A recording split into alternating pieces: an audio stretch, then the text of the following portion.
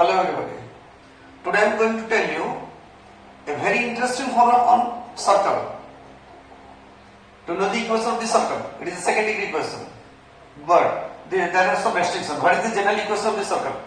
The general equation of the circle is see here: x square plus y square plus 2gx plus 2fy plus c equal to 0. This is the general equation of the circle.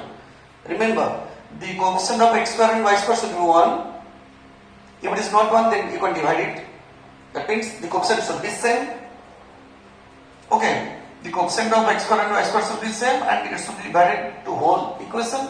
And it is 2gx, that means the coefficient of x is 2g and the coefficient of y will be 2f and the constant term is c. And if this is the equation of the circle, then its center is minus g minus f. Its center is minus g minus f and radius is g square plus f square minus c root over. This is the radius. Clear? Now, your question is that how to find out if the circle intersects both x-axis and y-axis like this. If the circle is like this, then how to find out this length? Intercept on the x-axis. And if, see here, if the circle is like this, then what is the length of this one? It is the intercept on y-axis. This is the intercept on x-axis. This is the intercept on y-axis. Also see here, the circle may be like this. Maybe like this. So, if the circle is like this is x-axis, this is y-axis. So this is the x-intercept, this is the y-intercept. Clear? So if the general equation is like this here, it is x square plus y square, that's x square plus y square plus 2gx plus 2f plus c equal 0. Then this intercept, this one, intercept on the x-axis is twice of g square minus c root over. And this intercept on the y-axis, this is twice of f square minus c root over. This is also same thing. Clear? The question is that under what condition the circle will touch x-axis? Simply touch x-axis. That means this will be like this. Like this. That means the intercept will become 0. If the intercept will become 0, then the circle will touch the x-axis. That means this quantity will be equal to 0. This one is equal to g square is equal to c. See here, g square equal to c. And if the circle touches the y-axis, then the intercept on y-axis will be equal to 0. That means f square is equal to c. See here, f square is equal to c. And if the circle touches both the axes means see here, like this. It will be like this.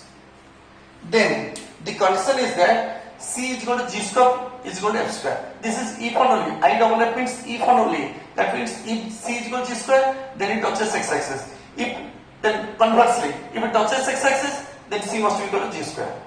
Clear? That means if g square is equal to c, then it touches x-axis. That means x-axis is the tangent. Touches means tangent. If f square is equal to c, then y-axis is the tangent. And if g square is equal to f square is equal to c, then both x-axis and y-axis are tangents. Clear? These are the three conditions for tangency of x-axis and y-axis, and these are the intercept on both x-axis and y-axis. And now I have given three questions.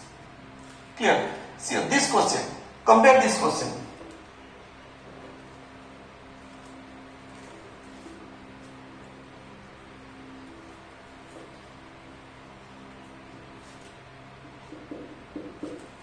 In the first question, it is x square plus y square.